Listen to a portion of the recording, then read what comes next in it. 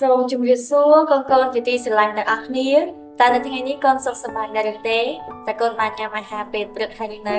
ថ្ងៃនេះយើងនឹងបន្តស្ដាប់អំពីព្រះបន្ទូលទ្រង់បន្តទៀតតើព្រះបន្ទូលនៅថ្ងៃនេះព្រះអង្គទ្រង់មានបន្ទូលអំពីអ្វី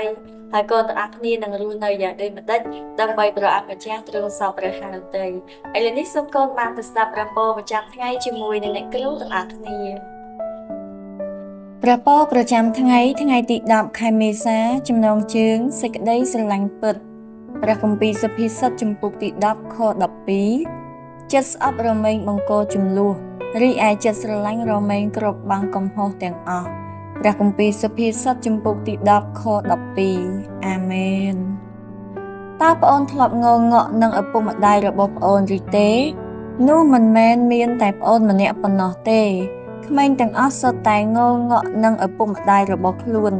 ប៉ុន្តែពេលប្អូនស្រឡាញ់នរណាម្នាក់នោះពិបាកណាស់បើប្អូននៅតែងងក់ដាក់ពួកគេយ៉ាងយូរនោះការស្រឡាញ់អ្នកដទៃមានន័យថាប្អូនអត់ទោសឲ្យពួកគេ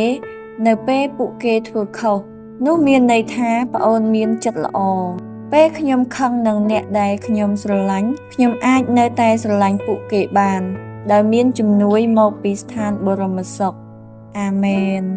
អរគុណព្រះអង្គសម្រាប់ព្រះពរប្រចាំថ្ងៃនៅថ្ងៃនេះឥឡូវនេះសូមកូនបានសម្រុំចិត្តបិទភ្នែកហើយអធិដ្ឋានជាមួយនឹងអ្នកគ្រូព្រះយេស៊ូវគ្រីស្ទដែលគង់នៅឋានសួគ៌អរព្រះគុណដល់ព្រះអង្គសម្រាប់ព្រឹកថ្មីព្រះបន្ទូលថ្មីនៅថ្ងៃនេះហើយព្រះបន្ទូលទ្រង់នៅថ្ងៃនេះផងដែរមានចំណងជើងថាសេចក្តីស្រឡាញ់ពិតព្រះអង្គអើយតើការរស់នៅរបស់កូនពីមួយថ្ងៃទៅមួយថ្ងៃ